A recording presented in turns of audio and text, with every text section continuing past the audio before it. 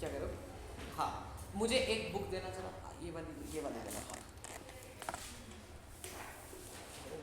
कैसे बात कर रहा हूँ, मेरी बुक कैसे नहीं ले रहे।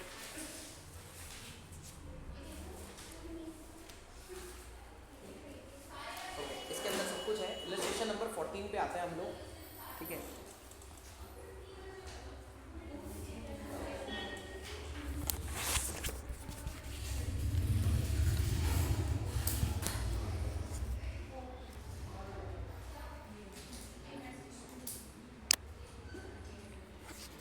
चलो बेटा मेरा काम हो गया, आप ये रखो। जिनके पास बुक है इलस्ट्रेशन नंबर 14 पे आ सकते हैं। जिनको डी के गोयल है थोड़ा सा वेट करना, उनके ऊपर मतलब जिनके पे टीएस है उस पर भी करेंगे काम। ये चेयर इधर कर दियो थोड़ी सी यार।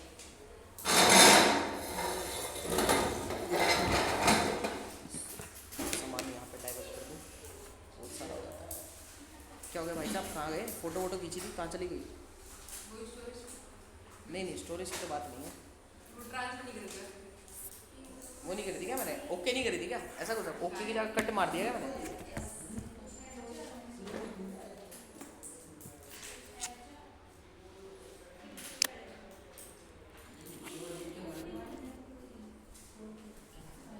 ये लो, आ जाओ बेटा, करें स्टार्ट करें। देखना अब सर, सबसे पहली बात हमें क्या निकालना है, आप एक बार क्वेश्चन रीड करो। ओए ओए ओए, क्या हो गया, बात तो नहीं हो। हाँ यहाँ देखो, रीड करो इसको साथ में। क्या बोल रखा है सर?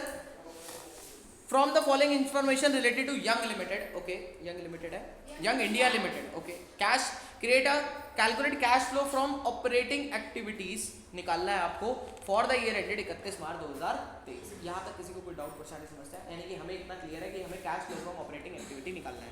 सबसे पहले आप क्या करोगे, सबसे पहला आपका धर्म होने वाला है आपको, नहीं नहीं बेटा नेट प्रॉफिट नहीं, सबसे पहले आप फॉर्मेट डालोगे।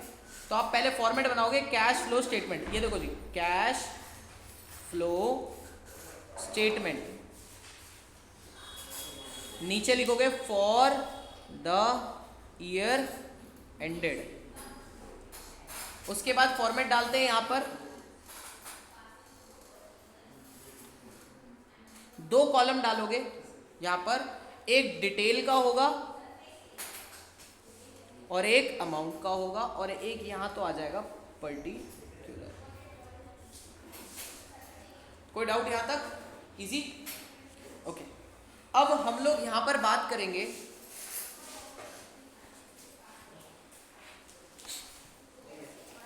उधर पकड़ा दो टेस्ट, उधर उधर उस क्लास में दे दो। चलो अब यहाँ पे आपको सबसे पहले आपकी शुरुआत कहाँ से होती है? आपकी होती है यहाँ पर एनपीबीटी से। आपको फुल फॉर्म में लिख के आना है पेपर के अंदर, नेट प्रॉफिट बिफोर टैक्स, ठीक है। मैं यहाँ एनपीबीटी लिख रहा हूँ, उसके आगे आप लिख दोगे वर्किंग नोट, और वर्किंग नोट पे आ जाओ नीचे, ये रहा पुत्र जी वर्किंग नोट लिख दिया, वर्किंग नोट नंबर 1, ठीक है। और यहाँ बनाओगे आप नीचे वर्किंग नोट, और जिसमें लिखोगे आप कैलकुलेशन ऑफ एनपीबीटी। और जिसके बाद अभी देख लो, मैंने क्वेश्चन पढ़ा तक नहीं है, अंदर की इंफॉर्मेशन मैंने देखी तक नहीं है, और पहले मैंने फॉर्मेट डाल दिया। सर आपको भी ऐसे ही चलना है, आपको क्वेश्चन देख के सॉल्यूशन नहीं करना। मेरी बात ध्यान से सुनना, क्या बोल रहा हूं मैं। आपको क्वेश्चन देख के सॉल्यूशन नहीं करना है, आपको सॉल्यूशन अपने माइंड में रख के क्वेश्चन से पूछना है तेरे पास ये है कि नहीं। जो हमने याद करा है ना अभी तक, हमने जो स्टेप लगाए हैं 4, वो 4 स्टेप आपके माइंड में चलने चाहिए रेगुलर, और आपको पूछना है क्वेश्चन से, हे क्वेश्चन तेरे पास ये चीज है तो बता, नहीं है तो मैं 0 लेता हूँ। इतनी बात क्लियर? चलो ऐसे ही पूछना है, ठीक है, ऐसे ही होता है ये क्वेश्चन, ठीक है। आपको ही पूछना है, आपको ही जवाब देना है, देखो सब कुछ आप ही। चलो तो अब यहाँ पर हम सबसे पहले क्या लिखते थे? प्रॉफिट आफ्टर एप्रोप्रिएशन लिखते थे, यही लिखते थे क्या? हाँ बेटा, प्रॉफिट आफ्टर एप्रोप्रिएशन, ये याद है क्या? ये कैसे निकलता था प्रॉफिट आफ्टर एप्रोप्रिएशन? वो जो पीएनएल का बैलेंस होता था उसका डिफरेंस करके, वो जो रिजर्व एंड सरप्लस में वो जो सरप्लस होता था ना पीएनएल का बैलेंस, उसका डिफरेंस करके हम देखते थे कि प्रॉफिट आया या लॉस आया, और अगर प्रॉफिट होगा तो पॉजिटिव लिख दोगे, लॉस होगा तो नेगेटिव लिख दोगे। सर अब आते हैं क्वेश्चन के ऊपर, देखो क्या कुछ दे रखा है। लो सर हमने सारे खेल अपने आप निपटा दिया, एक बार आप पहली इंफॉर्मेशन पढ़ के देखो क्या दे रहा है वो। ओपनिंग बैलेंस ऑफ P&L दे दिया और क्लोजिंग बैलेंस ऑफ P&L दे दिया सरप्लस का। इसका बेटा जी पंखे बंद, ये एक बार ये काम कर, जब इतनी मेहनत कर ही रहे हो तो एक बार ये जरा एक्सटेंशन पीस लगा के भी यार घुमा दो जरा, तार वार अड़ी हुई है बढ़िया। हाँ बस बेटा थोड़ी सी चार्जिंग इसमें कम है, जैसे जैसे जैसे जैसे मेरी चार्जिंग कम है थोड़ी सी, वैसे इसकी थोड़ी सी कम है चार्जिंग। ओके अब सुनना मेरी बात ध्यान से सुनो। मैंने कहा सरप्लस दोनों साल का करेगा क्या, प्रॉफिट निकल जाएगा क्या, प्रॉफिट आफ्टर अप्रोप्रिएशन। हाँ सर कैसे निकलेगा, कितना आएगा, 6.5 लाख ये दे रखा है और 1,20,000 ये दे रखा है, कितना हो जाएगा, माइनस कर दो इसको। ओपनिंग वो ओपनिंग बैलेंस प्रीवियस ईयर और क्लोजिंग आपका करंट ईयर, 530 आ जाएगा, बस हो गया। 530 आपका प्रॉफिट आफ्टर अप्रोप्रिएशन है। हाँ हाँ तो current year minus previous year, नहीं current year minus previous year करेंगे ना। ओपनिंग है आपका प्रीवियस ईयर, ये करंट ईयर, तो current year minus previous year, वही तो इंक्रीज हुआ है ना। अरे तुम सीधा देखो ना, ओपनिंग में कम था क्लोजिंग में ज्यादा हुआ, प्रॉफिट बढ़ा हुआ है ना, बात खत्म। 530 वर्किंग नोट में जाके लिख दो, साथ में लिख लोगे, फॉर्मेट नहीं बनाया अभी, बना लिया ना, तो लिखो साथ में प्रॉफिट आफ्टर अप्रोप्रिएशन। आज क्वेश्चन करना सीखेंगे भाई, लिख लिया चलो। तो प्रॉफिट आफ्टर अप्रोप्रिएशन में आपका, फिर इसके बाद 3 चीजें याद करो, कौन सी ट्रांसफर रिजर्व, दूसरा डिविडेंड, टैक्स। चलो जी अब क्वेश्चन से पूछते हैं, क्वेश्चन तेरे पास ये चीज है तो बता, नहीं है तो कोई बात नहीं बाद में देखेंगे। लो जी पहला ट्रांसफर टू रिजर्व मिल गया, प्रोविजन फॉर टैक्स मेड भी मिल गया, अरे क्या बात है। डिविडेंड के बारे में नहीं है तो हम उसको 0 ले लेंगे, ठीक है। अब यहाँ पर अगर हम आ जाएं, अच्छा एक चीज छोटी सी जो मैं आपके साथ डिस्कस नहीं कर पाया, वो आपके सिलेबस से मतलब पूछी नहीं जाती है, बट ये जो insurance claim received for loss of inventory due to fire है ना, और ये loss of inventory due to fire है, ये आपका एक एक्स्ट्रा ऑर्डिनरी आइटम माना जाता है, जो बेसिकली इसी वर्किंग नोट में एडजस्ट होता है, ठीक है। एक्चुअली क्या है ये मैं बता देता हूँ, यहीं पे क्लियर कर देता हूँ इसको। ये एक्चुअली आपका एक लॉस है जो प्रॉफिट में से माइनस कर रखा होगा, बट आपको इसको भी ट्रीट नहीं करना, क्योंकि इसकी वजह से एक्चुअली कोई कैश आउटफ्लो नहीं हुआ है, सिर्फ सामान पैसे मिले, लेकिन एक्चुअली आपका स्टॉक कितने का चल गया, 2 लाख का। तो देखना यहाँ पर इन्होंने कहा, समझ गए, तो नेट में आपका लॉस कितने का हुआ ना, देखो 2 लाख का लॉस हुआ, 1,30 का पैसा रिसीव हुआ, तो नेट में 70,000 का लॉस हुआ। 70,000 के लॉस की वजह से कोई कैश आउटफ्लो हुआ होगा क्या, 70,000 के लॉस की वजह से कोई कैश आउटफ्लो नहीं हुआ, बट आपने माइनस कर रखा होगा, तो आप उसको ऐड बैक कर दोगे इसी वर्किंग नोट में। तो आप कर दोगे, पहले तो हम अपने वो 2 वाले ट्रीटमेंट करते हैं नॉर्मल, कौन से, जनरल रिजर्व और, ठीक है। तो ऐड करेंगे क्या उनको, हाँ सर ऐड करना है उनको। कितना है जल्दी बोलो, आप बताते जाओगे मुझे। अच्छा क्वेश्चन नहीं है, जनरल रिजर्व 50,000 और 60,000 प्रोविजन फॉर टैक्स मेड।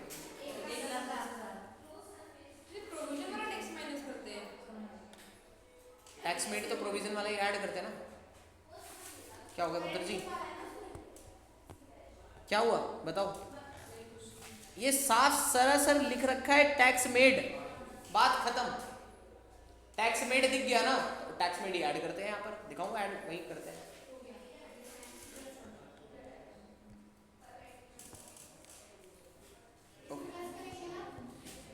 हाँ जी बेटा ये सारे आइटम प्लस होने वाले हैं।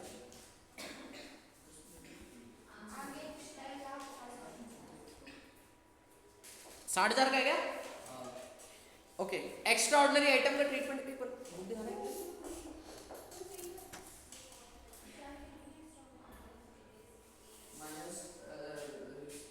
नेट में 70,000 ऐड करके ना, ठीक है। हाँ रिफंड ऑफ टैक्सेस भी होंगे, वही मैं पढ़ने वाला था।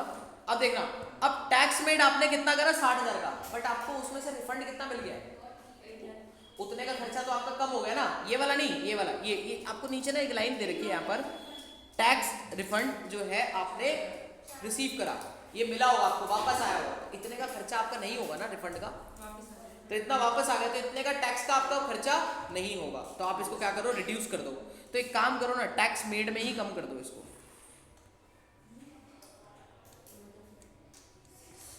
60,000 माइनस 4,000 कितना हो गया?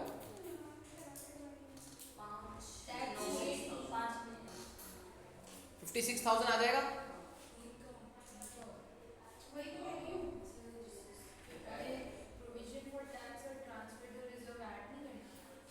कर दिया, ऐड तो करें।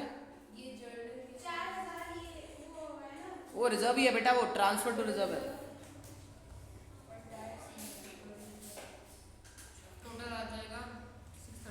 अभी वो एक्स्ट्रा ऑर्डिनरी आइटम वाला भी करना है ना, वो जो लॉस था वो माइनस हो रखा होगा, you have to add it. Yes, यही इसी वर्किंग बोल तो रहा हूँ, सिर्फ ये लॉस बाय फायर कभी भी दिख जाए ना तो उसको यहाँ लाके वो करना ट्रीट, ठीक है। मैं अभी ऊपर जाके नोट्स में इसको ऐड भी कर देता हूँ, ठीक है। तो ऐड करोगे क्या चीज, जल्दी बोलो। कोई इसको एक्स्ट्रा ऑर्डिनरी आइटम माना जाता है, ऐसे लिखोगे, एक्स्ट्रा ऑर्डिनरी आइटम। नेट में 70,000 नेट में ऐड कर दो बस।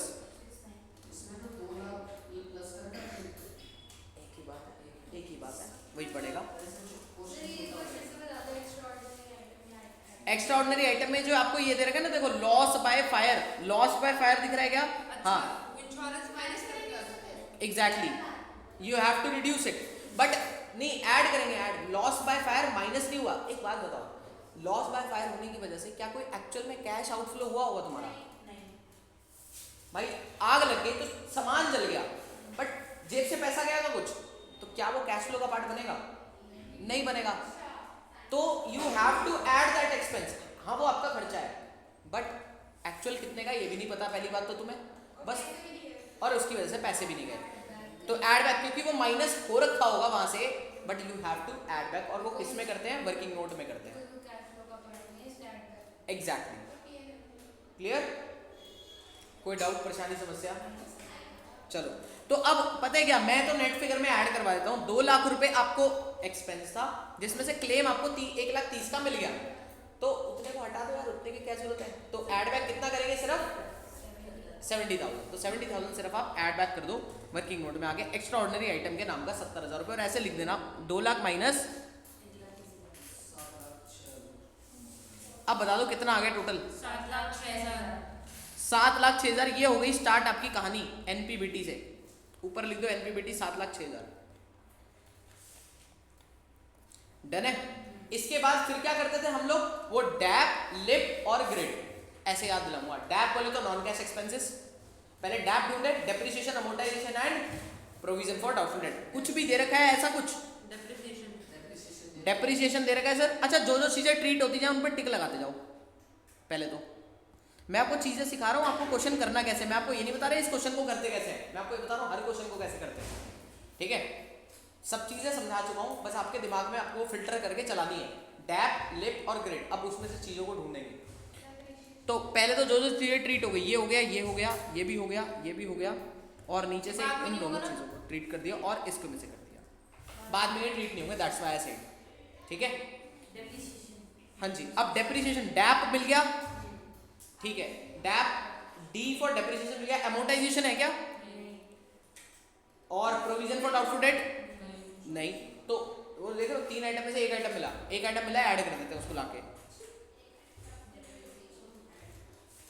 ऐड नॉन कैश एक्सपेंसेस में आप डेप्रिसिएशन ऐड कर दोगे, ये लो जी।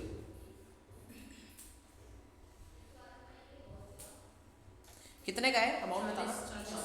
40,000 का। अच्छा रुको, इसको बाहर मत लिखना, अंदर लिखना है यहाँ पे 40,000। मैं बताऊंगा, 1 मिनट लिखो, अंदर डिटेल में लिखो, क्योंकि और भी आइटम आएंगे तो उनको सम करके फिर बाहर डालते हैं। इनके 7,06,000 है नहीं, लेकिन अगर आ गए तो 7,06,000 हाँ, अभी वो वही रहेगा, उसके साथ क्या ऐड होना है मैं बताऊंगा। स्ट्रक्चरिंग ऐसी चलाओ, चलिए यहाँ तक। डैप, लिप के रिगार्ड में कुछ है क्या? देखो क्वेश्चन में नहीं होगा। ग्रेड के रिगार्ड में इनकम से रिलेटेड कुछ नहीं है क्वेश्चन में, ठीक है। अच्छा मैं दिखा दूं, ये लो, लिप मेरे हिसाब से कुछ नहीं नजर आ रहा। एन बोले तो loss on sale of fixed asset, fixed asset कुछ नहीं है यहाँ पर। और आई बोले तो इंटरेस्ट पेड, वो भी कुछ नहीं है यहाँ पर। डन। पी बोले तो प्रीलिमिनरी एक्सपेंसेस या फिर discount on issue of debentures, वैसा भी कुछ यहाँ नजर नहीं आ रहा, ये भी खत्म। यानी कि आपके 2 चीजें खत्म होगी, डैप, लिप और ग्रिड। ग्रिड बोले तो gain on sale of fixed asset नहीं है, इंटरेस्ट रिसीव्ड नहीं है, रेंट रिसीव्ड नहीं है, और डिविडेंड रिसीव्ड भी नहीं है, यानी कि सारा काम खत्म। एक ही आइटम मिला, देख लो 8 मतलब मैंने 3 और 3 6 और 4 10 आइटम मैंने आपको याद करा रखे, 10 में से आपको कोई एक मिला और ऐसा ही आपके साथ पेपर में भी होने वाला है। लेकिन आपको हर क्वेश्चन पे जब आप प्रैक्टिस कर रहे होगे तो आपको टेस्ट करते हुए चलना है वो हर एक आइटम को। अगर आपको टेस्ट करते हुए चलोगे आपको वो रट जाएगा अच्छे से। एक तो मुश्किल से 5 सेकंड में 10 सेकंड में आप उस सारों को रिकॉल कर सकते हो, क्वेश्चन में ढूंढ सकते हो। उसके बाद आपका क्वेश्चन की स्पीड बन जाएगी। अभी स्पीड नहीं बनेगी क्वेश्चन की, अभी आपको टाइम लगेगा, ठीक है। बट कोई नहीं, लग रहा है लगाओ, बट लगाना पड़ेगा टाइम। अगर नहीं लगाया तो पेपर में टाइम लगेगा, फिर ये ध्यान रखना, ठीक है। चलो यहाँ तक बात डन। डैब लिप ग्रिड में कुछ नहीं बचा। तो फिर इसके बाद क्या निकल के आता था, स्टेप नंबर 2 से हमारा operating profit before working capital changes आप पे आ जाएंगे अब हम, है ना। तो अब इसको ऐड करना है, तो सर कैसे ऐड करेंगे देखना। यहाँ से आप लाइनर लगाओगे यहाँ पे एक, और यही आपका 40,000 यहाँ ऐड होने के लिए आ जाएगा, ठीक है। और आप यहाँ लिख दोगे operating profit before WC changes लिख रहा हूं, ठीक है। कितना आ गया, इन ऊपर वाले को ऐड कर दो, 74 7,46,000 ये लो जी। कोई डाउट यहां तक?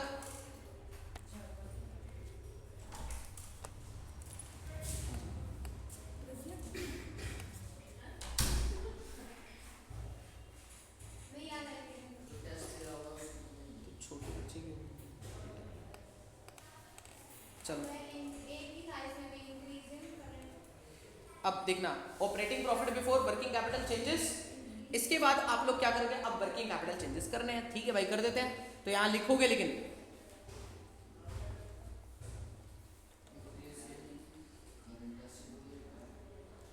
अब आपको इसमें क्या करना था, वो current asset increase decrease check करना है। आ जाओ चेक करें सर। लो जी, सामने ही आ गया आपके पास। सबसे पहले तो increase in current assets. Increase in current asset को क्या करेंगे, जल्दी बोलो। परचेज करा है, पैसे गए होंगे, माइनस कर देंगे। डिक्रीज इन करंट लायबिलिटी, पे करा है, माइनस करेंगे।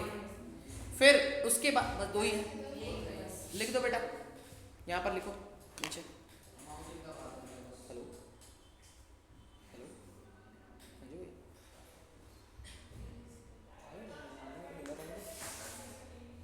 साइड बोला था। चलो 8-15 तो 8-9 हाँ, ऊपर बैठो आराम से, कोई नहीं आता हूँ, ठीक है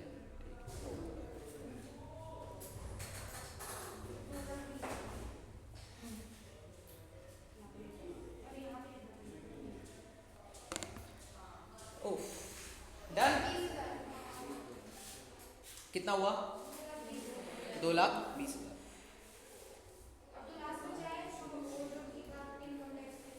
हाँ, तो अब बस वो करने के बाद इसको एडजस्ट करके, अच्छा वो बाहर डिटेल में लिखा, अंदर लिखा, अंदर लिख के फिर टोटल मार के बाहर डिटेल डालना, ठीक है।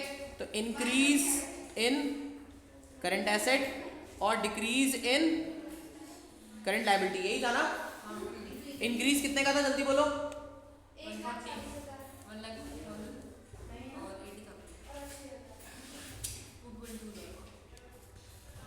2,20,000 आप क्या कर दोगे, माइनस कर दोगे। इसके बाद आप किस पे आ जाओगे, यहाँ पर आपका आ गया ऑपरेटिंग प्रॉफिट, हाँ sorry, cash generated in operation,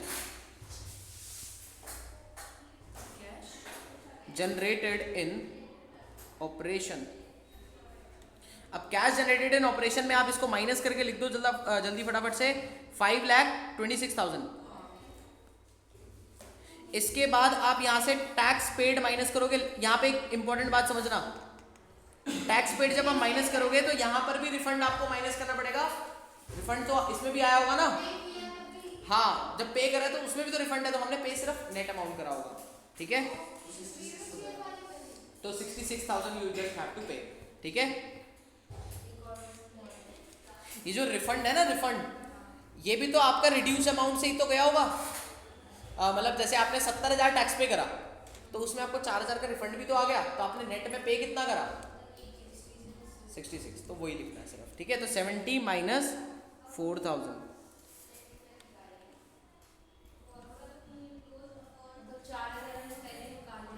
exactly. ये हर बार यहाँ पे भी माइनस होगा और ऊपर वर्किंग नोट में भी हमने माइनस, नीचे वर्किंग नोट में भी माइनस करा है, ठीक है। Cash flow from operating activity, I think आपको समझ में आया होगा इतना, क्लियर है।